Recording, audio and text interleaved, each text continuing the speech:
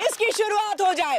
बहुत बहुत शुक्रिया आप सभी जनता का, आप हमारे साथ जुड़ते हैं और आप इस प्रोग्राम को, शो को खास बना देते हैं और अपनी बातों को भी आप इस बेबाकी से जो रखते हैं, ये भी अपने आप में बहुत बड़ी बात हो जाती है। अब ऐसे में आज के मुद्दे पर हम आए क्योंकि जनता के मुद्दे जनता के बीच हम लेकर आते हैं और इसमें बात होगी वंदे मातरम की, राष्ट्रीय गीत की। सभी सम्मान करते हैं राष्ट्रीय गीत का।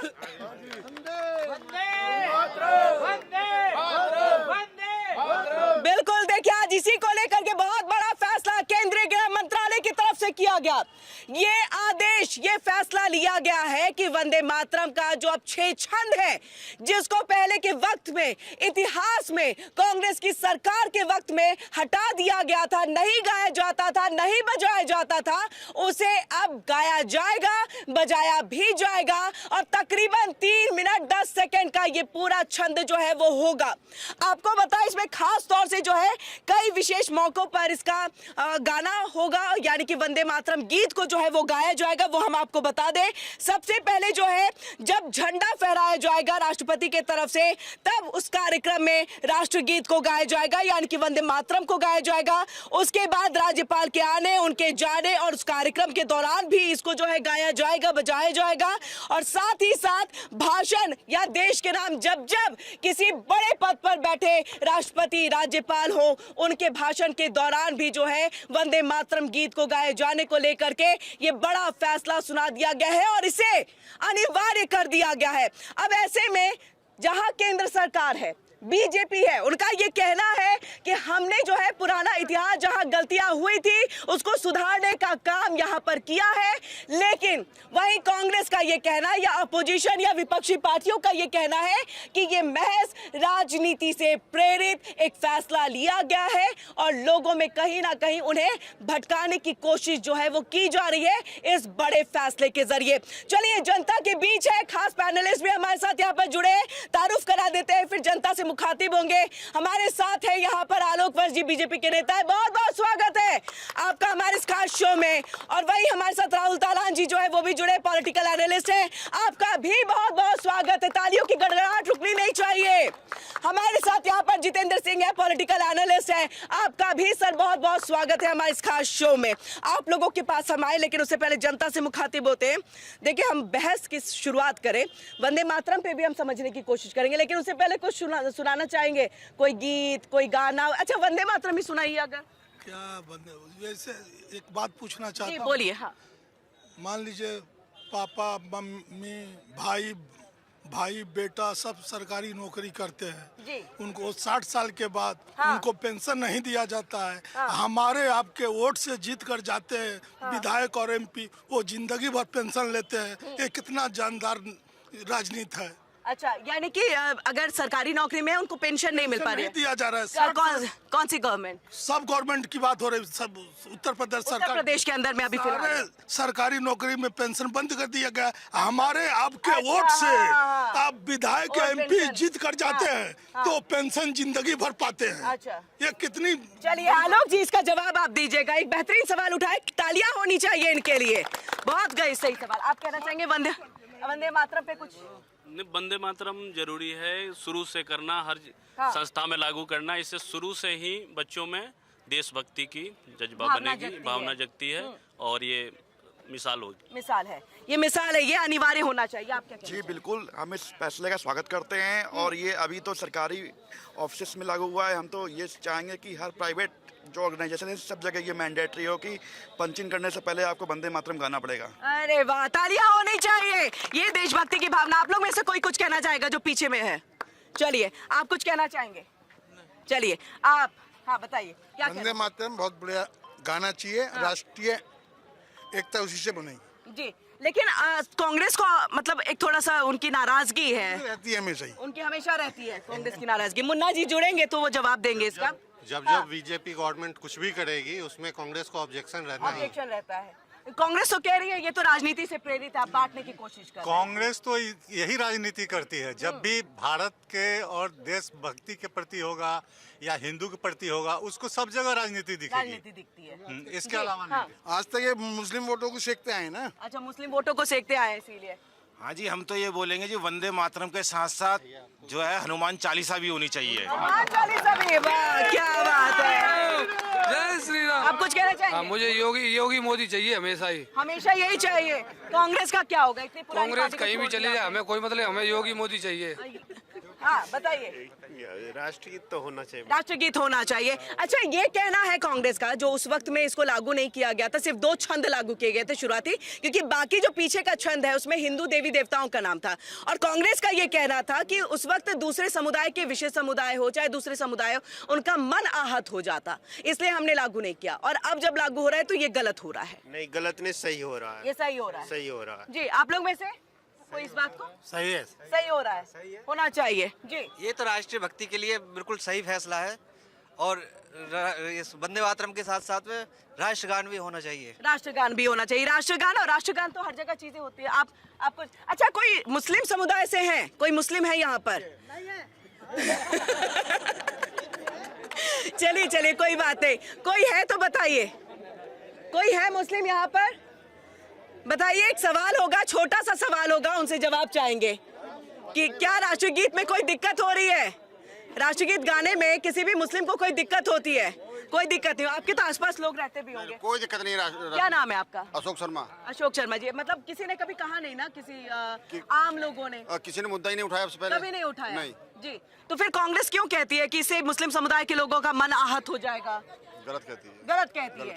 रोटी सेकने की कोशिश की जाती है अभी। जी, हमेशा से वो कहती आई है, जब भी कोई देश से संबंधित बात होती है सबसे पहले कांग्रेस विरोध करती है। विरोध करती है। कोई वंदे मातरम शुरुआत से विरोध करती आई है। दूरदर्शन से लोगों में से सत्यम शिवम सुंदरम हटाने का काम कांग्रेस ने किया है। ऐसी कोई बात होती है तो कांग्रेस हमेशा विरोध दर्ज कराती है, तो उनको ध्यान नहीं देना चाहिए इन बातों पे। बिल्कुल ध्यान नहीं देना चाहिए। आप लोगों में से और कोई कुछ कहना चाहेगा? हाँ, नहीं आप कह सकते, डरिए। जय श्री राम। हाँ, ये जो मुद्दा है ना, इस पे मीडिया और राजनीतिक पार्टियां दोनों रेटियां सेक रही हैं। इसका जनता से क्या मतलब है? आप असल मुद्दा आप उठा ही नहीं रहे। बेरोजगारी का मुद्दा उठाइए, सड़कों का मुद्दा उठाइए। आप डेली यहाँ पे शो करते हैं जिन मुद्दों से पब्लिक का कोई मतलब ही नहीं है। ये बैठे हैं आपस में एक दूसरे मातरम से आपका मतलब नहीं? मतलब है, लेकिन राष्ट्रगीत से आपका मतलब? वो लागू कर दिया ना, लागू कर दिया ना उसने। लागू किया है तो यही तो जनता की। आराम से मत करिए, डिबेट नहीं है मेरे और आपके बीच में।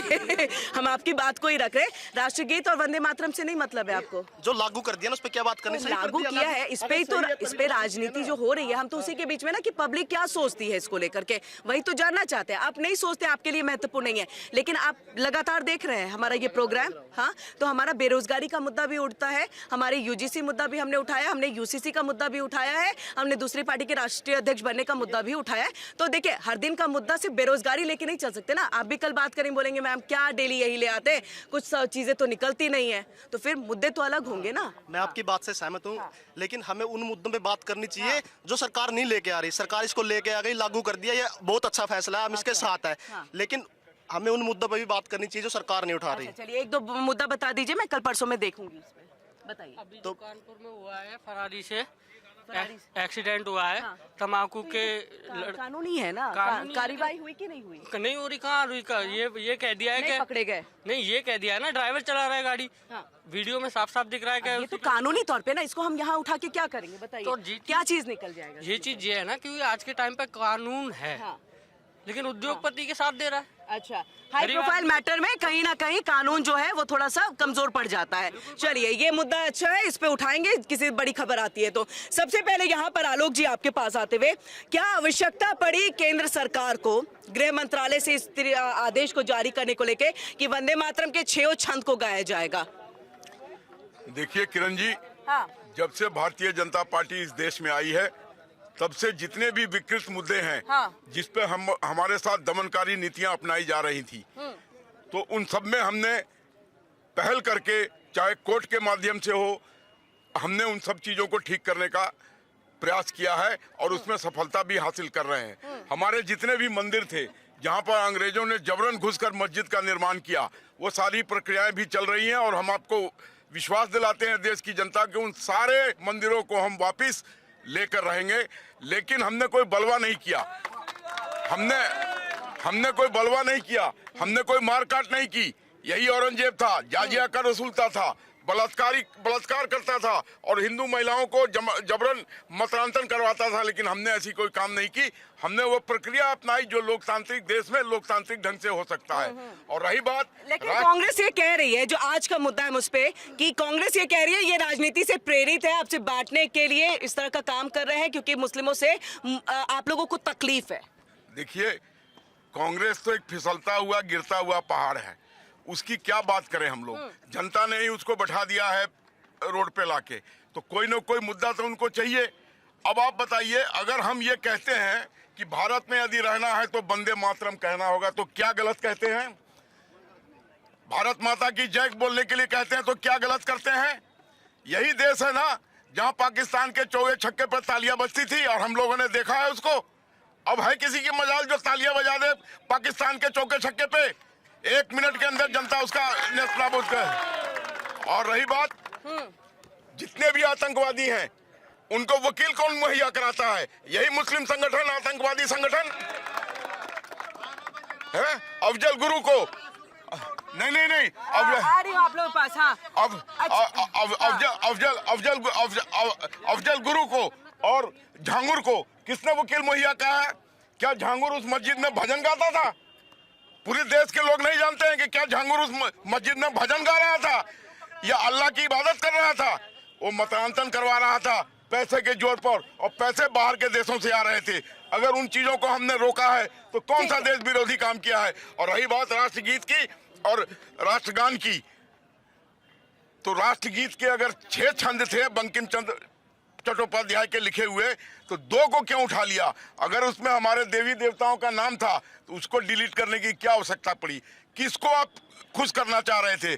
किन लोगों को खुश करना चाह रहे थे? चलिए ये सवाल हम पूछेंगे, मुन्ना जी आएंगे। एक सवाल यहाँ से था, इन्होंने पूछा था और सरकार भी आप ही की है। वो कह रहे हैं कि पेंशन अगर सरकारी नौकरी में है तो आम लोगों को नहीं, जो ओपीएस का मुद्दा हर बार इलेक्शन के टाइम में उठता भी है वही उठा रहे हैं कि बाकी तो विधायक इन सबको तो पेंशन मिल जाता है, बाकी हम लोगों को क्यों नहीं? देखिए, मैं मानता हूँ, ये आपके लिए है जवाब। ये मैं मानता हूँ। हमारा ही वोट से जीत कर जाते हैं। हाँ, हमी को जूता, हमारा जूता है हमारा सर। ठीक है, अब मैं बोल लूं। देखिए, हम मानते हैं कि कांग्रेस की कुरीतियों को ठीक करने में टाइम लगेगा।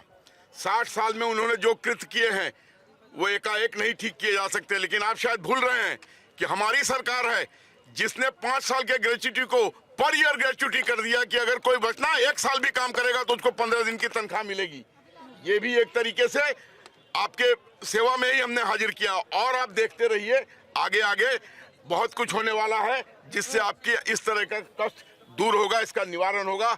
अभी देश आर्थिक प्रगति कर रहा है। लोग चाहते थे कि हम पाकिस्तान से युद्ध कर जाएं, लेकिन मोदी जी पागल नहीं थे। उन्होंने 2 दिन में पाकिस्तान को नेस्तनाबूद करके अपनी आर्थिक गति को जारी रखा। अगर हम युद्ध में भिड़ जाते तो हमारी आर्थिक प्रगति नीचे आ जाती, महंगाई ऊपर चली जाती और देश आगे बढ़ने से जो अब तीसरी सबसे बड़ी अर्थव्यवस्था है उससे नीचे आ जाता। आज मोदी ने ये दिखा दिया दुनिया को कि भारत किसी से झुकने वाला नहीं है। डोनाल्ड ट्रंप ने बार बार कहा कि हमें डेयरी में और एग्रीकल्चर में आने दो। मोदी ने कहा किसी कीमत पर नहीं आने देंगे। और उन्होंने 27 देशों के साथ मदर ऑफ ऑल डील्स किया। उसके कल होकर डोनाल्ड ट्रंप ने फोन किया, how are you my dear Modi, हम आपका टैरिफ कम कर रहे हैं। तो घुटने हमने टिकाना। वापस से अपने मुद्दे पे हम आ जाते हैं, वापस से वंदे मातरम के मुद्दे पे आ जाते हैं। मुन्ना हबीब जी का शिद्दत से इंतजार कर रहे हैं कि कांग्रेस के आए तो तमाम सवाल और जवाब उनसे भी हो सके। अब आप बताइएगा राहुल जी कि ये वंदे मातरम को लेकर के एक तरफ कांग्रेस कह रही है कि ये जो है पूरा मुद्दा ये राजनीति से प्रेरित है, लेकिन आपने भी तो इतिहास में गलत किया। जो बंकिम चंद्र चट्टोपाध्याय ने जिस कविता को लिखा उसे कितना जोश पैदा किया था उस वक्त में जब अंग्रेजों से लड़ना था, तो फिर आखिरकार उसे हटाने की जरूरत क्यों पड़ गई? देखिए, मैं मानता हूं कि उसको हटाने की जरूरत नहीं थी। वंदे मातरम आजादी की लड़ाई का बहुत बड़ा नारा था और हर कोई जब अंग्रेजों से लड़ता था तो वंदे मातरम गाते थे। लेकिन सवाल अब भी है, जब वो रह गया वंदे मातरम, जिस 2 छंद की हम बात करते हैं, जो अभी 2 छंद हैं, अब सरकार ने बोला है कि 6 छंद गाएंगे। मेरा सवाल ये है कि क्या जनता 6 छंद जानती है? मुझे नहीं आते हैं 6 छंद। उसकी व्यवहारिकता की बात है, उसकी व्यवहारिकता है क्या 6 छंद वाली? 6 छंद लोग याद नहीं कर पाएंगे। 6 छंद तो उन्होंने गाया ही नहीं ना अब तक। हाँ, तो मैं ये बोल रहा हूँ जैसे दो छंद मुझे आते हैं, हाँ। है ना, सबको मैक्सिमम सब लोगों को दो छंद आते हाँ। होंगे, तो बात व्यवहारिकता की है। जैसे कि अगर जो आपको मुद्दे की बात करनी है, हाँ। तो मुद्दे की बात पे बात होनी चाहिए। ये नहीं है कि हमने वंदे मातरम के 6 छंद कर दिए, ठीक है, आप गाइए, कोई दिक्कत नहीं है, वंदे मातरम से किसी को दिक्कत नहीं है, लेकिन दो छंद तो पहले जनता को याद करा दीजिए। पूछिए कितने लोगों को दो छंद आते हैं। सबसे बड़ा सवाल तो ये है कि पहले आप जिस चीज की लड़ाई लड़ रहे हैं, वो बताइए कि 6 छंद, इनमें से 2 छंद आने चाहिए। पूछिए कितने लोगों को 2 छंद आते हैं। सबसे मेरा यही चलिए, हाँ। इनके हिसाब से तो अगर पिताजी का नाम रामू है तो याद रहेगा, और पिताजी का नाम लक्ष्मी चंद चट्टोपाध्याय है तो नहीं याद रहेगा, क्योंकि वो लंबा नाम है। क्या बात कर रहे हैं? मैं बोल रहा हूँ आलोक जी को 6 छंद आते हैं, नहीं आते होंगे। मैं बोल रहा हूँ, देखिए बात व्यवहारिकता की है। भारत माता की जय बोलता हूँ, वही काफी है मेरे लिए। तो जब भारत माता की जय बोलना काफी है, तो वो 2 छंद भी काफी थे। पहले 2 छंद याद करा दीजिए सबको। अच्छा, छंद अगर नहीं भी याद है, देख के पढ़ लिया तो क्या कुछ कमी हो गई? यहाँ पर अनपढ़ गंवार लोग भी पूरा हनुमान चालीसा कंठस्थ कर लेते हैं, और अगर वो चाहें तो ये राष्ट्रगीत भी कंठस्थ कर लेंगे। आने तो दीजिए, पहले खाना आए तो खाएंगे बाद में। मैं तो ये बोल रहा हूँ कि राष्ट्रगीत तो ऐसा था नहीं कि आजादी के बाद या हनुमान चालीसा के बाद लिखा गया, या तुलसीदास जी ने हनुमान चालीसा पहले लिख दी तो इसलिए हमें याद है। मैं बोल रहा हूँ कि अगर जो राष्ट्रगीत लिखा गया, किसी ने याद करने के लिए मना किया था क्या? 2 छंद याद करने के लिए मना किया था? मैं बोल रहा हूँ कि व्यवहारिकता की बात है। व्यवहार जैसे हम व्यवहारिकता कितनी है? नहीं, व्यवहारिकता से ज्यादा पूरे का पूरा। हाँ। याद करने को आपका बच्चा स्कूल जाता है, दूसरी तीसरी कक्षा में उसको राष्ट्रगान याद हो जाता है, तोतली भाषा में बोलता है जनमन गण गणनायक जय है, और जब हम वो भी सिखाने पे आएंगे तो हम राष्ट्रगीत भी उसको याद करा देंगे। आप याद रखिए। नहीं, ये तर्क थोड़ा सा राहुल जी यहाँ पर थोड़ा सा तर्क यहाँ पर कमजोर सा पड़ रहा है। मुझे लग रहा है कि इस बेहतरीन तर्क की जरूरत है। बताइएगा, ये वंदे मातरम को लेकर के बड़ा फैसला आज के दिन, आज के अगर भारत के लोगों को हम देखें तो उनके लिए कितना बड़ा दिन है? देखिए, हमारे भारत में वंदे मातरम लोग जैसे सुबह उठ के अपने माँ बाप को प्रणाम करते हैं, भगवान को याद करते हैं, वैसे प्रतिदिन बच्चों को, बूढ़ों को, बुजुर्गों को, जवानों को सबको वंदे मातरम कहना चाहिए जी। और हमें ये लगता है कि जैसे 6 छंद उसमें थे, अगर 6 छंद शुरू से पढ़ाया जाए तो 6 का 6 छंद बच्चे याद करते हैं। वो तो गलती है पुरानी सरकार की, जो उन्होंने 2 छंद ही पढ़ाया। पुरानी सरकार की गलती है राहुल जी। अगर वो 6 छंद शुरू से ही पढ़ाए जाते तो 6 छंद का 6 छंद याद होता। बिल्कुल होता। जैसे बच्चे अपने स्कूल में पूरी की पूरी 20 लाइन की कविता याद करते थे। जैसे बच्चे स्कूल पढ़ते थे, 20 लाइन की पूरी पेज की कविता याद हो जाती थी। तो 6 छंद याद करना बहुत बड़ा मुश्किल काम नहीं है। 6 छंद, हाँ 6 छंद करना याद नहीं है ना, बहुत मुश्किल काम नहीं। चले 2 सुना दीजिए। नहीं, हम सुनाएंगे, हम नहीं सुना। अरे सुनाइए, मैं बोल रहा हूँ 6 मुश्किल नहीं है। देखिए, मैं यही बोल रहा हूँ कि देशभक्त कैसे हैं ये, इनको 2 छंद आते नहीं है। अब ये मुझ पे देशद्रोही होने का आरोप लगा सकते हैं, लेकिन मुझे आते हैं 2 छंद। 2 छंद मुझे आते हैं, इनको नहीं आते हैं। सवाल ये है कि भाई आप करिए तो सही, कम से कम। वंदे मातरम और जनगण मन हर जगह नहीं गाया जाता। आपको इनको मना किया था क्या वो 2 छंद याद करने से? मैं बोल रहा हूँ कि आप लॉजिकली डिबेट करिए। राष्ट्रगान का मैं सम्मान करता हूँ, राष्ट्रगीत का मैं सम्मान करता हूँ, राष्ट्रगान राष्ट्रगीत का दोनों का सम्मान करता हूँ, लेकिन मेरा सवाल ये है कि भाई आप सुनाइए तो सही। मैं सम्मान करता हूँ, मुझे याद है। आप सम्मान चलेगा क्या? देख करके सुना दिया, देख के सुनवा दीजिए 6 छंद। अरे अगर 2 छंद भी देख करके सुना दिया, 6 छंद भी देख के सुना दिया तो देशभक्ति का कायम रहेगी। 6 छंद आप पढ़वा दीजिए सही से, देख के। अच्छा, 6 छंद देख के पढ़वा दीजिए। तलान जी लगता है शिक्षक बन के आए हैं, ये लोगों का इम्तिहान ले रहे हैं। जब मैं छोटा सा बच्चा था तो बिहार के अपने गांव से जब मैं शहर की ओर जाता था, रास्ते में टायर पंचर हो गया और चारों तरफ खेत था घना। हमको डर लगा कि भूतवा आ जाएगा, तो हमको तो पूरा हनुमान चालीसा आता नहीं था। भूत पिचास निकट नहीं यहाँ पे महावीर जब नाम सुनाने, यही कह के हम अपना काम चला लिए, हम शहर पहुंच गए सकुशल। तो काम चलाने की बात होती है। राष्ट्रभक्ति का आपके अंदर जुनून होना चाहिए। आपको राष्ट्रगान और राष्ट्रगीत याद करने की जरूरत नहीं है। जब भी मौका मिले बोलिए भारत माता की जय, और भारतीय जनता पार्टी कहती है भारत में यदि रहना है तो वंदे मातरम कहना होगा। देखिए, अब बात मेरी है, मैं वंदे मातरम कहता हूँ और वंदे मातरम सुना सकता हूँ 2 छंद, क्योंकि अभी तक मैंने उतना ही पढ़ा है। 6 भी पढ़ लूंगा मैं, है ना? सुनिए, है ना? लेकिन सवाल ये है कि जिसके लिए आजादी के दीवाने कुर्बान हो गए, उस वंदे मातरम के लिए गाते गाते फांसी पे चढ़ गए, और ये देशभक्ति की बात करने वाले लोग, इनको वो 2 छंद नहीं आते।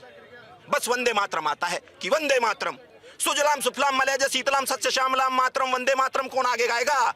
सवाल ये है कि आपको 2 छंद याद करिए। बात में ये नहीं कह रहा हूं कि 6 छंद क्यों किए गए, मैं समर्थक हूं 6 छंद होने चाहिए, 6 छंद होना चाहिए। हाँ, बिल्कुल।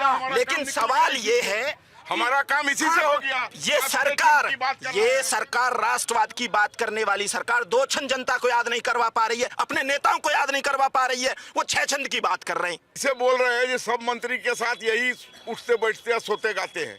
आप कितना मंत्री का इंटरव्यू लिए हैं जो आप कह रहे हैं किसी मंत्री को नहीं आता है? इतनी किस बिला पर बोल रहे हैं आप? देखिए, राष्ट्रभक्ति का जुनून होता है, वो जुनून आपके अंदर भारतीय जनता पार्टी पैदा कर रही है कि आप में राष्ट्रीयता ओतप्रोत हो, आप उससे मजबूती से खड़े हो। नेताओं को नेता राष्ट्रीय सत्ता से ओतप्रोत हो नहीं पा रहे हैं, जनता की बात कर रहे हैं। मैं यही तो कह रहा हूं कि आप हैं बिल्कुल राष्ट्रीय तो बाकियों को कैसे आप दे रहे हैं ये सर्टिफिकेट कि वो नहीं है? मैं बोल रहा हूं कि देखिए, हाँ। जिस भगत सिंह ने जो गाया, सुखदेव ने जो गाया, हाँ। राजगुरु ने जो हाँ। गाया, पंडित राम प्रसाद बिस्मिल ने गाया, ठाकुर हाँ। रोशन सिंह हाँ। ने गाया, हाँ। ढींगरा ने जो गाया, वो वंदे मातरम मुझे याद है। मैं ये बोल रहा हूं क्योंकि मैं मेरे समझ नहीं आ रहा, आप याद करने के पीछे क्यों है भाई? हम देख के भी अगर पढ़ ले तो गलत क्या है इसमें? देख के पढ़ा जा सकता है या नहीं? तो क्या देशभक्ति इससे साबित होती है कि देख के नहीं पढ़ रहे हैं तो आप देशभक्त है, नहीं पढ़ और याद करके नहीं पढ़ रहे हैं तो फिर आप देशभक्त नहीं है? क्या कह रहे हैं? वंदे मातरम को देख के पढ़ सकते हैं ना? पढ़ सकते हैं ना?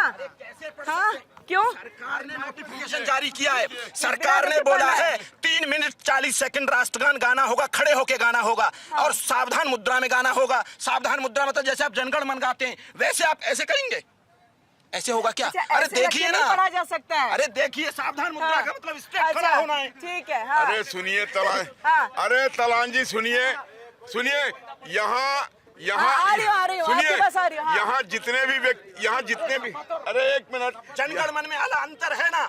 यहाँ जितने भी व्यक्ति हैं लगभग सबको राष्ट्रगान आता होगा, जनगण बच्चे में ही सीख गए होंगे। आता है राष्ट्रगान सभी को?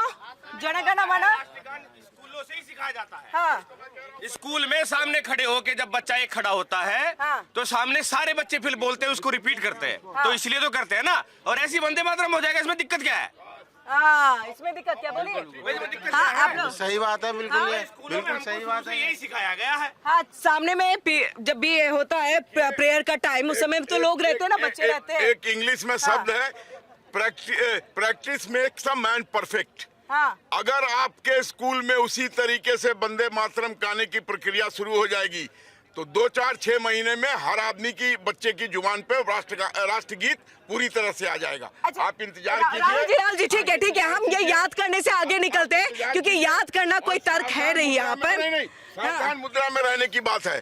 तो अगर आपका माता पिता, मान लीजिए आपके पिताजी आपके कमरे में आ गए तो आप कुर्सी से उठ के खड़ा नहीं हो जाते हैं। अगर आप एक सही बेटे हैं तो माता को देख के आप खड़े नहीं हो जाते हैं। और आप बात कर रहे हैं कि अगर राष्ट्रगान के समय हम अच्छा, चलिए ये एक आप मुझे तर्क दीजिएगा, मैं आपके पास आ रही हूँ जितेंद्र जी, लेकिन आप मुझे, आप जो बार बार याद करने को, ये तो एटलीस्ट कांग्रेस का कम से कम तर्क नहीं था जिसमें उन्होंने 6 छंदों को रखा नहीं। उनके पीछे का तर्क था कि हिंदू देवी देवताओं का नाम है इसलिए हम उसको नहीं रख रहे हैं। तो ये कितना सही था? देखिए, ये होना चाहिए था या नहीं? देखिए, जब आप लोकतांत्रिक देश की बात करते हैं हाँ। और लोकतांत्रिक देश में और भी धर्म के लोग रहते हैं, हाँ। अगर जो वो आपके बिलीव सिस्टम पे बिलीव नहीं करते हैं, जो आपका बिलीव है, जैसे आप किसी और दूसरे धर्म पे बिलीव नहीं करते हैं वैसे ही वो नहीं करते हैं, तो इसमें क्या था? राष्ट्रगान के 5th छंद में ये है कि मंदिर मंदिर तुम्हारी प्रतिमा गड़ी हुई है माता, ये है उसमें। तो वो जो इस्लाम के मानने वाले लोग, अजान में क्या है? अजान में क्या है? चलिए आएंगे। देखिए आप तलान जी, लोकतंत्र में मेजोरिटी का फैसला मान्य होता है। गांव से छट्टू राम पार्लियामेंट चला जाता है और डॉक्टर अवस्थी का जमानत जब्त हो जाता है। पढ़ा लिखा मापदंड नहीं होता है, जो आप राष्ट्रभक्ति मापदंड होना चाहिए, जो हम सिखाने की कोशिश कर रहे हैं। और रही बात मुसलमानों की, तो मनमोहन सिंह ने एक आतंकवादी को अपने यहाँ बुलाकर चाय पानी कराया, नाश्ता कराया, भोजन कराया। क्या ये मोदी जी करेंगे? और ये पत्थरबाजी जो चालू हुई, आपने कभी सुना किसी हिंदू ने किसी मस्जिद पर पथराव किया है? और कहां से आते हैं पत्थर? हाँ। उनके छतों पर कहां से इकट्ठा हो जाता है? हाँ। और हमने पत्थरबाजी बंद करा दी, लेकिन अभी छिटपुट रूप से संभल में अन्य जगहों पर पत्थरबाजी कर रहे हैं, आने वाले समय में वो पत्थरबाजी भी रोक देंगे। ठीक है राहुल जी, आपने जो एक मतलब बताया कि मंदिर मंदिर माँ तुम्हारी प्रतिमा बसी हुई है, और यही जो है सबसे ज्यादा किसी की आस्था को ठेस पहुंचाने वाले शब्द और लाइन थे, जिसकी वजह से कांग्रेस ने इसे हटाया। एक्चुअल में जब बंकिम चंद्र चट्टोपाध्याय ने इसको लिखा था तो उन्होंने खास तौर से भारत में हरियाली को लेकर के, और आप भरपूर हैं, यानी कि आपके पास सब कुछ है, समृद्धि है आपके पास में, उसका जिक्र किया गया था। और वो खास तौर से इसलिए जो हमारे सैनिक, जो हमारे क्रांतिकारी थे, जो हमारे यहाँ पर स्वतंत्रता सेनानी थे, उनके अंदर में जोश भरने के लिए ये था। और ये इसीलिए इस कविता को, इस गाने को जो है उस वक्त में लिखा गया था। इसके बाद जब कांग्रेस, यानी कि अंग्रेज भाग गए, अंग्रेज चले गए, अंग्रेजों की घिघी तक बंद गई थी, इस गाने को जब गाया जाता था और छात्र इसको प्रदर्शन के दौरान भी गाया करते थे, वो हिम्मत आती थी, वो मोटिवेशन मिलता था। तो मात्र राहुल जी, क्या सिर्फ इसलिए इसको हटाना यहाँ पर जरूरी था क्योंकि इसमें भारत माता के बारे में लिखा हुआ था, इसमें हरियाली के बारे में लिखा गया था, इसमें यह कहा गया था कि भारत के लोग पूरी तरह से समृद्ध है, इसमें यह कहीं ऐसा जिक्र उतना नहीं हुआ है हिंदू देवी देवताओं और बाकियों का, एक एक लाइन में होगा, लेकिन भारत के बारे में था। और उस वक्त में जब इसको अपनाया गया तो कांग्रेस को क्या लगा और क्यों लगा कि इसको नहीं रखना चाहिए? देखिए, मैं बताता हूँ कि जब देश आजाद हुआ तो देश में मुसलमान भी थे, और मुझे लगता है कि उस टाइम पे यही डिसीजन हुआ होगा कि भाई मुसलमानों की भावनाओं का भी ध्यान रखना चाहिए। ये बोल रहे हैं कि बहुसंख्यक की बात होती है लोकतंत्र में, लोकतंत्र में बहुसंख्यक भावनाओं की ध्यान था या उनको खुश करने की कोशिश थी? देखिए, भावनाओं का ध्यान था, है ना। देखिए, लोकतंत्र में बहुसंख्यक, लेकिन आपको अल्पसंख्यकों की चिंता करने की बहुत ज्यादा जरूरत है। मैं बताता हूँ क्यों। रमाई राम जीत गया और डॉक्टर अवस्थी हार गए, उनके पास डॉक्टरेट की डिग्री थी, ठीक है, और रमाई राम छठा लोकतंत्र की जो भावना है, वो ठीक क्यों है? देखिए, लोकतंत्र की जो वोट अलग चीज है। देखिए, लोकतंत्र की जो भावनाएं, जो लोकतंत्र में जो भावनाएं, वो ये है कि अल्पसंख्यकों का हितों की रक्षा करना बहुसंख्यकों का धर्म है। क्यों है? क्योंकि बहुत क्या हो रहा है पाकिस्तान में, बांग्लादेश में? अच्छा, क्या हो रहा है बांग्लादेश और अच्छा पाकिस्तान में? तलान जी, एक चीज जवाब दीजिए। आप जनता से भी पूछना चाहता हूँ, आजादी के समय मुसलमान यहाँ थे 4.5 करोड़, आ रही हूँ, आज हो गए हैं 30 करोड़। तो क्या कोई आदमी पर दबाव पड़ता है, मार खाता है तब वो बच्चा पैदा करता है, या खुश रहता है तब बच्चा पैदा करता है? तो हमने कौन सा दुख दे दिया जो 4 करोड़ से 30 करोड़ हो गए? और नहीं, एक मिनट, और दूसरी चीज जो नहीं, और दूसरी चीज, आदमी की नीयत पहचाननी चाहिए। हमारी कौन सी जन कल्याणकारी योजना है, राशन, गैस, आयुष्मान कार्ड, घर, जिसमें मुसलमानों को हमने वंचित किया है? चलिए, अगर कोई हो यहाँ पर मुस्लिम तो वो बताए कि अगर किसी चीज से वो वंचित हुए हो। जी, आप कुछ है? हाँ, मैं ये कह रहा हूँ, सवाल किन से है? सवाल मेरा राहुल जी से है। राहुल सर, आपसे सवाल है। राहुल जी अभी ये कह रहे थे कि अभी कुछ लाइनों से दिक्कत थी इनको वंदे मातरम में। हाँ। तो वंदे मातरम में अगर 6 लाइनें हैं तो उसको 2 लाइन तभी करने की क्यों जरूरत थी? उन्होंने 2 को अगर 6 कर रहे हैं तो पुरानी चीज़ों को वो सुधार रहे हैं। और ये तो तर्क नहीं दिया जा सकता कि 2 लाइन याद है। अगर इस पब्लिक में किसी को 2 लाइन भी नहीं याद है तो आप स्कूल के प्रिंसिपल होता है और उसके अंडर एक चपरासी होता है जो पढ़ा लिखा नहीं होता है, जब स्कूल में राष्ट्रगान होता है तो खड़ा हो जाता है, राष्ट्रगान का सम्मान करता है। तो जब हम वंदे मातरम सिखाएंगे तो लोगों को पता चलेगा कि वंदे मातरम है क्या चीज़।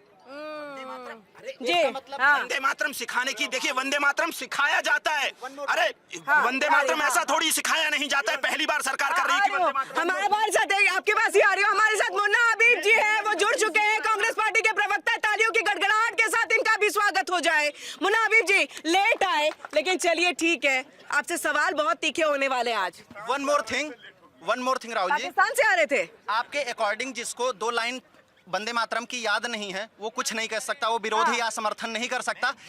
आप मेरी बात, लेट मी फिनिश। तो इसका मतलब मोदी जी को एआई नहीं आता और हमारे इंडिया को एआई हब बनाना चाहते हैं मोदी जी, तो मोदी जी को बनाना ही नहीं चाहिए एआई हब। आपके तर्क के अकॉर्डिंग जिसको 2 लाइन वंदे मातरम याद नहीं है, ठीक है राहुल जी, इसका हम जवाब ले लेंगे। जी बिल्कुल, आ रही हो, आप सवाल पूछना चाह रहे थे। भैया, सवाल था ये जो अभी जनसंख्या के बारे में बोल रहे थे। देखो, मैं बताऊं आपको, मैं बीजेपी का सपोर्टर हूँ, ठीक है। अभी पर जो यूजीसी कानून आया, मैं हट गया, अपना आप बैठ गया, अपने दोस्तों को बैठा दिया। इसका मतलब ये नहीं कि मैं किसी आम आदमी या कांग्रेस को वोट दे दूंगा, नहीं भाई, मैं नोटा दबाऊंगा, इसका मतलब नहीं। अब बीजेपी वालों सवाल है, ये जो आप इतने ये गिनवा रहे हो यार, ये जनसंख्या कानून क्यों लाते हो आप? अरे वो तो हो गया, वो तो नहीं स्टे लगा है। और वो इन्होंने भी लगाया, वो लगाया सुप्रीम कोर्ट ने। इनकी मेहरबानी नहीं है, वो बीजेपी की कोई उसमें नहीं है। बीजेपी ने तो यूजीसी कानून जातिवाद फैलाने के लिए कानून लाया है। पर मैं कुछ चीजों से खिलाफ, सरकार उसको कब जल्द से जल्द वापस लेगी, क्योंकि बीजेपी का जो यूजीसी पे बीजेपी घिर रही है यार। ये सर आपके पास हाँ ठीक है, यूजीसी पे बीजेपी। हाँ कौन, आप लोग कुछ कह रहे थे? चलिए आप आइए सर, आइए सामने आइएगा। क्या अभी बीजेपी की तरफ से या केंद्र सरकार या फिर यूपी सरकार की तरफ से जो योजनाएं चल रही हैं उसमें किसी तरह की कोई कमी? मैं नहीं बोलता हूँ। हाँ कोई कमी नहीं है। चलिए नो कमेंट से आप, नहीं मुझे लग रहा है बोलना सबको चाहिए। जी आप जवाब दीजिए राहुल जी आपके पास। देखिए अभी मेरे एक भाई बोल रहे थे, जरा सुन लीजिए भाई आप। हेलो हेलो पंडित जी सुन लीजिए। क्या नाम है आपका? अजय शर्मा। अजय। आप पंडित जी सुन लीजिए, आप भी बात कर रहे हैं एक पंडित से ही। ये जो यूजीसी कानून आया, इससे जितना आहत आप थे उतना ही आहत मैं भी था और हमारे सारे लोग थे। लेकिन मैं आपने शायद मेरे डिबेट्स नहीं देखे। मैंने जितने भी डिबेट किए मैंने उसके अगेंस्ट बोला है। और ये प्रवक्ता है, स्पोक्स पर्सन। तो मैंने उससे विरोध किया और मुझे पूरा विश्वास है कि आने वाले समय में यूजीसी में बदलाव हम लेकर रहेंगे, लेकर के आएंगे। चलिए हाँ राहुल जी आप इनके, ठीक है राहुल जी आप जी। हाँ देखिए मैं कहना चाहता हूँ, वो बोल रहे हैं। देखिए मसला अजय जी, मसला जब कोर्ट में होता है तो नेता कम बोलते हैं, ठीक है। कोर्ट में चीजें हो गई, स्टे लग गया। बिल्कुल बिल्कुल। और ये सोशल मीडिया नहीं, ये आप सवर्णों की ताकत से, आप युवाओं की ताकत से ये मैटर कोर्ट में आया और कोर्ट ने स्टे लगाया, ठीक है। और देखिए जब कोर्ट का मसला चलता है ना, आम जनता आवाज उठा सकती है, आवाज बाकी और कोई इसमें नहीं बोल सकता। कोर्ट के मैटर पे नहीं बोला जा सकता। देखिए मैं कहना चाह रहा हूँ, जैसे वंदे मातरम की सवाल का बात जवाब है, हाँ। देखिए है क्या, ये बात ये नहीं है।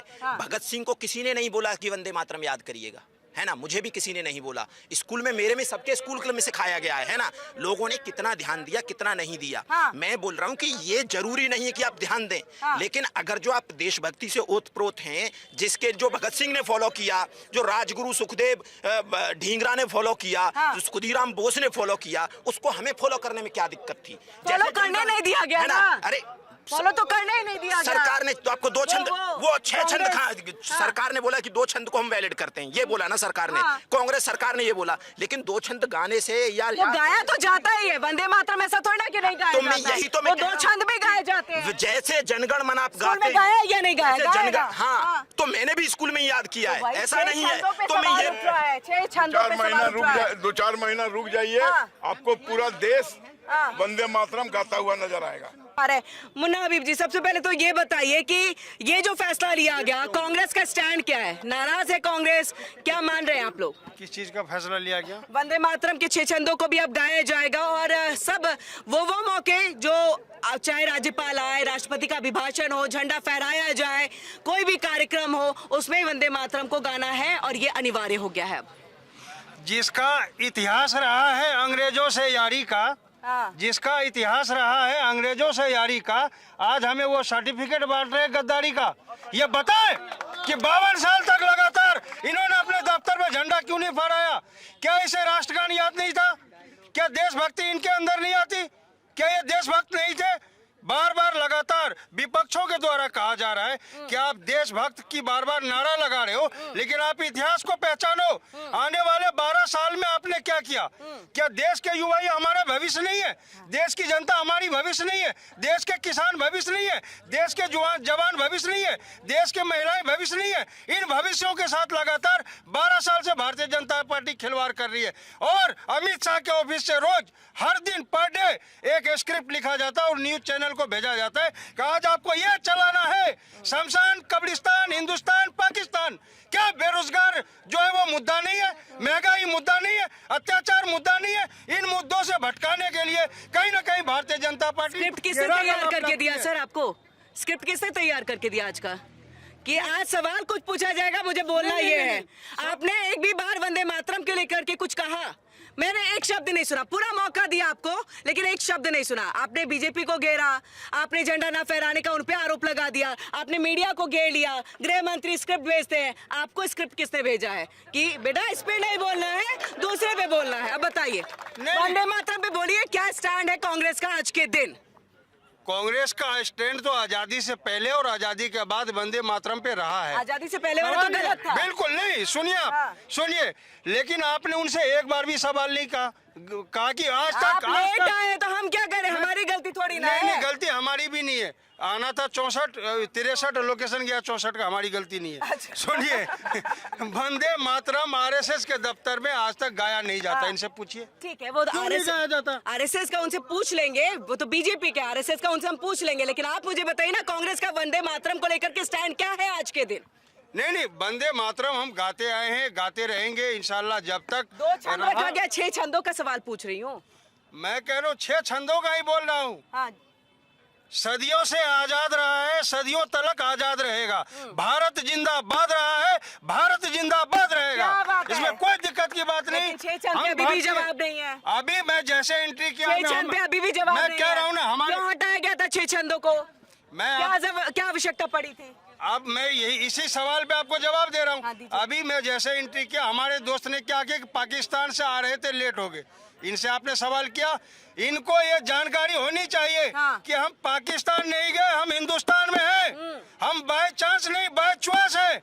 47 में हमें कहा गया था कि आप हिंदुस्तान जाए या पाकिस्तान जाए या हिंदुस्तान में रहे, लेकिन हमने कहा, हमारी कौम ने कहा, हमारे देश के नौजवानों ने कहा कि हमारे हिंदुस्तान के अंदर हमारे पूर्वजों की मिट्टी है और हमारे पूर्वजों ने हिंदुस्तान को लहू से सींचा है, इसीलिए देश जितना हिंदू का है, लहू से सींच लिया तो ये अधिकार किसने दिया बंकिम चंद्र चट्टोपाध्याय के 6 छंदों को हटाने का? भारत जिंदाबाद। नहीं, ये बताइए, 6 छंदों को हटाने का अधिकार किसने दिया? अगर आपने भारत को सींचा, भारत की सरजमी को सींचा है। देखिए आ रही हूं मैं आपके पास, आ रही हूं। देखिए, मुन्ना भाई से आप लगातार आम कर रही हैं, इमली कर रहे हैं। जवाब नहीं दिया। ये अभी तक नहीं बोले कि राष्ट्रगान और राष्ट्रगीत पर इनका क्या स्टैंड है। और रही बात कि 52 साल से हम झंडा नहीं फहरा रहे हैं, अरे हमारा पैदाइश भारतीय जनता पार्टी का 1980 में हुआ और हम कहां से झंडा फहराए हैं? भारतीय जनता पार्टी की जननी है, जन्मदाता है आरएसएस, जिसने 52 साल तक लगातार अपने दफ्तर पे झंडा नहीं फहराया। और झंडा कब फहरा गया? जब बताओ नहीं, बताइए, आप रुक जाइए, आप थोड़ा सा आराम से आइए। हाँ, आप कुछ पूछा जाए, मैं नहीं, देखिए सवाल सही पूछिए। बताइए, आप अपने पापा का नाम बताइए। सत्यपाल सिंह। उनके पापा का नाम? उनके पापा का नाम राम सिंह है। उनके पापा का नाम? ठीक है मैडम, क्लियर हुआ? कुछ समझ में आया? बताइए। कुछ समझ में आया? इनको पढ़ाई नहीं गई है। पढ़ाई नहीं गया। पढ़ाएंगे तो याद हो जाएगा। अच्छा, चलिए। हाँ,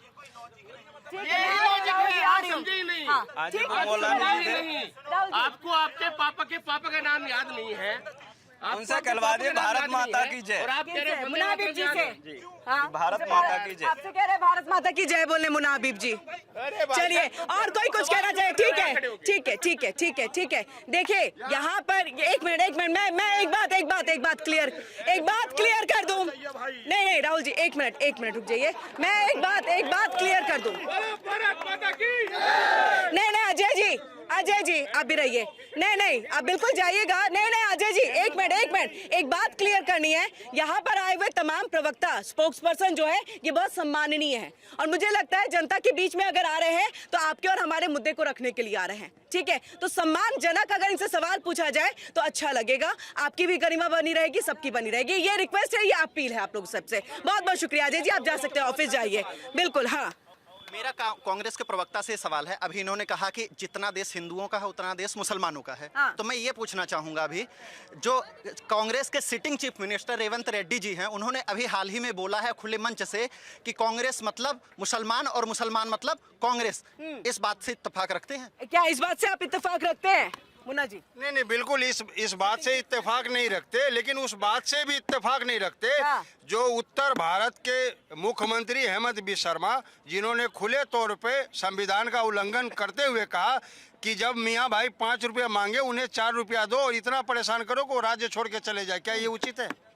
मैं दोनों पे सवाल खड़ा कर रहा हूँ, दोनों बातें। थैंक गॉड आपने नाम ले लिया, नहीं तो मैं तो अभी कहने वाली थी मेरे सवाल का तो जवाब नहीं देते, उनके भी सवाल का जवाब नहीं देते। नहीं हर सवाल के जवाब दूंगा, लेकिन सवाल बिल्कुल नहीं वाजिब है, आपका भी सवाल उठाना वाजिब है, जो कहा गया मैं दोनों जवाब हम ले लेते हैं। बिल्कुल मैं दोनों बातों के ऊपर कह रहा हूँ। मैं यही बात एक कह रहा हूँ कि आज आरएसएस के द्वारा, बीजेपी के द्वारा एक ही समुदाय को टारगेट किया जा रहा बार बार, लेकिन आपने उसके इतिहास को नहीं जाना। जिस तरीके से उन्होंने, चाहे आज़ादी से पहले हो, आज़ादी के बाद हो, खान अब्दुल गफ्फार खान का एक मसला है जो अंग्रेजों को कहा गया कि तुमने उसके पीठ पे गोली क्यों मारी, बोला नहीं मैंने छाती पे गोली मारी। तो खान अब्दुल गफ्फार खान ने कहा कि अगर पठान के छाती पे गोली लगी होगी तो मैं आज़ादी के संघर्ष से आज ही मैं इस्तीफा दे दूंगा। उसके डीएनए कराए गए, सारी की सारी गोलियां उसके पीठ पे लगी थी। तो ये इतिहास रहा है यहाँ के मुसलमान जो उनके पूर्वजों का। तो इतिहास पे नहीं मुन्ना जी, सवाल तो इस पे उठ ही नहीं रहा है ना। सवाल तो इस पे कि सिर्फ उनकी आस्था को बचाने के लिए आपने हिंदुओं की आस्था के साथ भी तो खिलवाड़ किया। ये डिस्टिंग्विश तो फिर आप ही लोगों ने किया ना। मैं मुन्ना भाई से आदर पूर्वक पूछना चाहता हूँ, मेरे छोटे भाई हैं और मेरे अच्छे मित्र हैं, कि इन्होंने कहा कि हम स्वेच्छा से यहाँ रह गए थे हिंदुस्तान में 1947 में। स्वागत है आपका। आप 4 करोड़ से 30 करोड़ हो गए, उसमें भी हमारी उतनी मदद नहीं थी, आपके खान पान को ठीक रखा तो वो सब हो गया। दूसरी चीज, हम थे वहां पर 21%, हम आज आ गए 1.5% पर पाकिस्तान में। कहाँ गए वो लोग? मुसलमान की गलती नहीं कहाँ गए वो लोग? जहाँ पर 80-85 देश का प्रधानमंत्री हिंदू, देश का गृह मंत्री हिंदू, देश का 90% विधायक हिंदू, और अगर आज हिंदुओं पे अत्याचार हो रहा, मुसलमान को कोसोगे आप? पाकिस्तान की बात मुसलमान को कोसोगे? पाकिस्तान में जो 90% जो मुसलमान थे वो हमारे हिंदुओं को खा गए। अभी मुझे पूरा बोलने दीजिए। बांग्लादेश में 19% थे, आज हम 3% पे आ गए। कहाँ चले गए वो लोग? कहाँ चले गए वो लोग? और आप यहाँ पर फल फूल रहे हैं, सारी सुविधाएं आपको मिल रही हैं, लेकिन आपसे एक ही चीज हम एक्सपेक्ट करते हैं, देशभक्ति का, भारत माता की जय का। वो भी आपको गाना पड़ेगा। भारत में रहना, आप ही कहते हैं कि मैं भारतीय हूँ, तो भारत का परंपरा है, उसको आपको निभाना पड़ेगा। तो मुन्ना जी, ये तो हो ही गया ना कि आपको वो चीजें निभानी पड़ेंगी। आपने भले ही इतिहास में जो है नहीं इस चीज को रखा हो, लेकिन अब तो आपको इस फैसले पे जो है अब मुहर लगा देनी चाहिए कि कांग्रेस इसके साथ है। नहीं मैं ये कह रहा हूँ कि अगर कोई आदमी वंदे मातरम नहीं गाता हो या नहीं गाना चाहता हो, तो संविधान में कहीं नहीं लिखा हुआ कि आप उसे जोर जबरदस्ती करके गवाएं। और सवाल रहा अगर देशभक्ति का, आप सुन तो लीजिए, सवाल रहा देशभक्ति का, तो आप देशभक्ति के हिसाब से आप समझिए कि वंदे मातरम लिखने वाले कौन थे, जनगण मन अधिनायक लिखने वाले कौन थे। आप इसका पहले पता कीजिए। जो लिखने वाले थे वो मुसलमान नहीं थे क्या आज उसके राष्ट्रभक्ति पे भी आप सवाल उठाओगे? और आप उस राष्ट्रभक्ति पे सवाल उठाओगे? कौन थे मुसलमान? सुने, उनके राष्ट्रभक्ति पे भी सवाल उठाओगे जिन्होंने उसके राष्ट्रभक्ति पे भी सवाल उठाए। कौन थे और ये राष्ट्रभक्ति लिखने वाले मुसलमान ही नहीं थे। बंकिम चंद्रोपाध्याय और आदरणीय रविन्द्रनाथ टैगोर ने लिखा। कहाँ थे मुसलमान? कौन सा मुसलमान को घुसा दिए? नहीं जनगण मन किसने लिखा था? रविन्द्रनाथ टैगोर ने। वंदे मातरम बंकिम चंद्रोपाध्याय ने। जो नारा लिखा मुसलमान थे। इन्होंने भारत का इतिहास पढ़ा ही नहीं। मुसलमानों ने, अरे इन्होंने भारत का इतिहास पढ़ा ही नहीं। किसने लिखा था? मुसलमानों ने। मुसलमान इनकलाब जिंदाबाद। वो वहाँ के थे, इनकलाब जिंदाबाद। हाँ, अच्छा आप निकाल रहे तब तक। मदनी नहीं है ना। तो सवाल ये है कि देखिए है क्या कि मुन्ना खान जी जो बोल रहे हैं कि वो बोल रहे हैं कि हम बाई चॉइस रहे हैं। मैं कह रहा हूँ बाई चॉइस नहीं रहे हैं, बाई स्ट्रेटेजी आप यहाँ रहे। अच्छा, मैं बताता हूँ क्यों रहे बाई स्ट्रेटेजी। 19 जब मुस्लिम लीग के पक्ष में वोट हुई तो 57 सीट यूनाइटेड प्रोविंस ने मुस्लिम लीग को दी। यूनाइटेड प्रोविंस मतलब उत्तर प्रदेश और हरियाणा का कुछ हिस्सा, ये सारा हिस्सा यूनाइटेड प्रोविंस में आता था जी। तो यहाँ के जो मुसलमान थे उन्होंने मुस्लिम लीग के पक्ष में वोट की हाँ। कि अलग हमें देश चाहिए। हाँ। लेकिन यहाँ से कितने सारे लोग गए? सवाल ये है कि जब इतनी 57 सीट तो आपने दे दी लेकिन गए 1% लोग, तो वो जो मुस्लिम लीग के पक्ष में, पाकिस्तान के पक्ष में वोट करने वाले लोग थे वो अभी भी भारत में रहते हैं। तो सवाल उन पे है, मैं मुन्ना खान जी पे सवाल नहीं करता हूँ कि नहीं, कांग्रेस में तो करेंगे ना। बिल्कुल कांग्रेस पे भी सवाल है, तो वो कांग्रेस के ही तो प्रवक्ता है, सवाल फिर उन पे भी उठेगा। मुन्ना खान जी की आइडेंटिटी पे सवाल नहीं है, हाँ, लेकिन उनकी आइडेंटिटी यहाँ पे नहीं, अभी बिल्कुल, भी हाँ। वैसे कुछ लोग हैं जो भारत से प्यार नहीं करते हैं। बाई चॉइस की बात नहीं थी, जो जिन्होंने पाकिस्तान के पक्ष में वोट किया था वो सब जाने चाहिए थे पाकिस्तान, लेकिन यहाँ रह गए तो इसका मतलब ये बाई स्ट्रेटेजी यहाँ रहे। हाँ। वो नहीं है कि बाई चॉइस रहे। मुन्ना खान बाई चॉइस रहे होंगे, उनके पास ऑप्शन होगा पाकिस्तान जाने का, लेकिन यूनाइटेड प्रोविंस के मुसलमान जिनके पास ऑप्शन था पाकिस्तान जाने का वो नहीं गए वोट करने के बावजूद भी। और बलूचिस्तान, जिस बलूचिस्तान ने मुस्लिम लीग को वोट नहीं किया था वो बलूचिस्तान दे दिया गया पाकिस्तान को। ये बंटवारे में ये बहुत सारी गलतियां हुई हैं। अच्छा, मैं बताऊंगी या मीडिया बताएगा या एमईए बताएगा? बता दीजिए कौन बताएगा। नहीं बता दीजिए कौन है ऑथेंटिक और कौन बता सकता है यहाँ पर। मीडिया बताएगी तो फिर कहेंगे कि मीडिया बिकी हुई है। अगर यहाँ पर एमईए बता रहा है तो वो ज्यादा ऑथेंटिक हुआ ना। मुन्ना जी, सवाल भी सही जगह पूछा किया करिए, सवाल भी सही जगह पूछा किया करिए। मेरा फाइल में मोदी जी का नाम आया और उसको एमईए ने, सुनिए, एमईए तो किए, एमईए ने नाम है तभी तो अरे भाई नाम आया तभी तो आप उठा रहे इस चीज को ना। एमईए ने उसको नकार दिया है, वही तो कह रही हूँ। लेकिन मैं इनसे पूछना चाहता हूँ, एडवीना और नेहरू के संबंधों पर भी थोड़ा उजागर कर दीजिए। एडवीना और नेहरू के संबंधों जो जिंदा है, अच्छा जिंदा इनसे पूछिए मानसी कौन है, इनसे पूछिए मानसी कौन है, मानसी कौन है। चलिए चलिए चलिए चलिए, हम वापस से अपने टॉपिक पे आते हैं, वंदे मातरम पे आते। चलिए देखिए हम वापस अपने टॉपिक पे आते, वंदे मातरम को लेकर के कांग्रेस का स्टैंड। फाइनली पहला सवाल भी यही था, आखिरी सवाल भी मेरा आज का यही आपसे। नहीं, वंदे मातरम जो नहीं, अब घुमाइए नहीं प्लीज। नहीं, मैं घुमा नहीं रहा हूँ किरण जी। जो गाना चाहे नहीं, अनिवार्य है गाना होगा। नहीं, ये कांग्रेस का क्या है? संविधान में नहीं लिखा है। कांग्रेस भी आज यही बात बोलेगी। अच्छा, संविधान में नहीं लिखा। जिसे दिल चाहे वो बोल सकता है। संविधान नहीं कहता कि आपको वंदे मातरम गाना होगा तभी आप देशभक्त हो। नहीं तो देशभक्त नहीं हो, ऐसा नहीं है। बात नहीं है, प्रोटोकॉल की बात है। नहीं, कोई प्रोटोकॉल नहीं है। अगर प्रोटोकॉल की बात है तो 52 साल तक बीजेपी की जननी भारतीय जनता पार्टी ने झंडा क्यों नहीं फहराया? तब प्रोटोकॉल कहा गया था। बजाया जाएगा, वंदे मातरम बजाया जाता है 3 मिनट 40 सेकंड का, तो वहाँ खड़े होना होगा और गाना होगा। ये प्रोटोकॉल है। कोई नहीं गाएगा, जिसका दिल करेगा वो गाएगा। मुस्लिमों का देश है, मुस्लिम यहाँ रहे, लेकिन देशद्रोही मुस्लिम यहाँ नहीं रहने चाहिए। ठीक है, बात की आपने। अब जो अब्दुल कलाम को कौन बेकार बोलता है बताइए? ये अब्दुल कलाम, वीर अब्दुल हमीद को किसने खराब बोला है?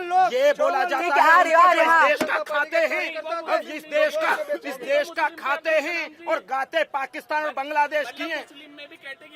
बिल्कुल कैटेगरी है, देशभक्त मुसलमान हैं। और सुनिए, रही बात आतंकवाद का, क्योंकि अगर आतंकवाद का धर्म होता ना, ये पट्टी ना कहीं और पढ़ाना कि आतंकवाद का धर्म नहीं होता है। इस दुनिया में 99% आतंकवादी मुसलमान हैं। आतंकवादी का कोई धर्म नहीं होता। श्रीलंका में राजीव गांधी की जो हत्या करी गई थी, जो श्रीलंका से आतंकवादी आए थे, वो क्या मुस्लिम थे? ये कौन कहते हैं कि आतंकवादी को पनाह दी? अगर पनाह दी होती तो राजीव गांधी की हत्या होती क्या? की पार्टी थी जो श्रीलंका में थी, वो आतंकवादी थे। वो लिट्टे पार्टी थी, लिबरेशन टाइगर फॉर तमिलम, आतंकवादी। राजीव गांधी की हत्या के पीछे बहुत बड़ी कॉन्स्पिरेसी है। तो नाथूराम गोडसे को आतंकवादी क्यों नहीं बोला? नहीं, तो नाथूराम गोडसे आज कहाँ है बताइए? नहीं, उन्होंने तो हमारे राष्ट्रपिता की नहीं मारा उन्होंने, लेकिन कहाँ है नाथूराम गोडसे? कहाँ है? मर गए ना, फांसी चढ़ा दिया गया ना, उनको सजा मिल गई ना उनको। पर आतंकवादी सब तो नहीं लगाना उनके पीछे। मिल गई ना सजा, मर गए ना, मर्डरर थे, मार दिया गया ना। Nathuram Godse is murderer. तो टेररिस्ट नहीं, टेररिस्ट क्या कि जहाँ मैं बम फोड़ूंगा, यहाँ इतने सारे लोग हैं, टिफिन बम रख के चला जाऊं क्योंकि मारना है, एक है हिंदुओं से। टेररिज्म वो है। फरवरी 2019 में पुलवामा अटैक हुआ था, 44 हमारे सीआरपीएफ जवान मारे गए थे। उन आतंकवादियों का नाम क्या है और वो आरडीएक्स कहाँ से आया, वो आज तक पता नहीं लग पाया। इसका क्या रीजन है?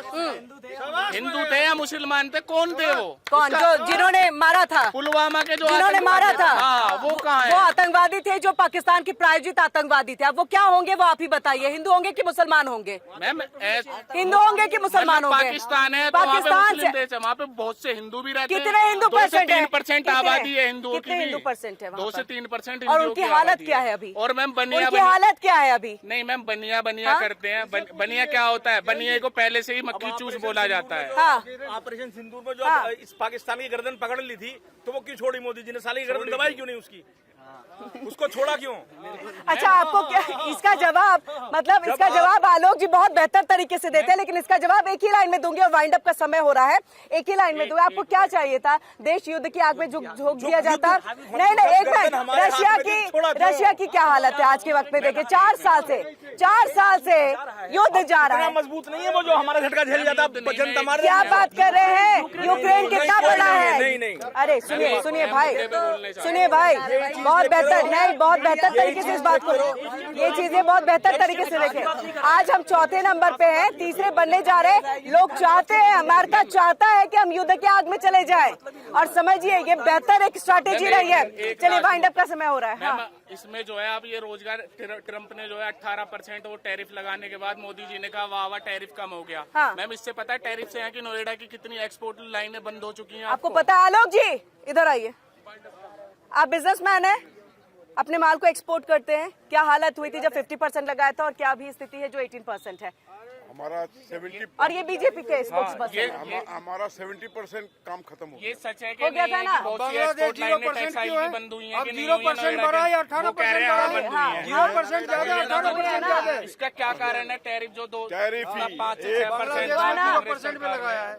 एक ही कारण था जो डोनाल्ड ट्रंप ने टैरिफ लगाया था। अब सब जगह खुशहाली लौट रही है। अब 18% पे चलिए बिल्कुल तो होगी नहीं। वो एक्सपोर्ट लाइनें फिर दोबारा से क्यों नहीं खुल रही हैं? वो खुल रही है। हमारे यहाँ 2 लाख का ऑर्डर आया पिछले 3 दिन में। खुलेंगी, इंतजार करिए। अभी हुई ये चीजें। आप बांग्लादेश का जिक्र करें, आपको पता है बांग्लादेश की सरजमी को क्यों इस्तेमाल किया जाता है।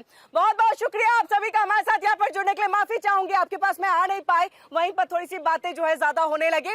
तालियों की गड़गड़ाहट के साथ समापन हो जाए। Thank you so much. हमारे तमाम प्रवक्ता भी जुड़े हुए थे, उनका भी बहुत बहुत शुक्रिया। रुकेंगे एक छोटे से ब्रेक, लें दिल्ली पर खबरों का सिलसिला लगातार जारी है।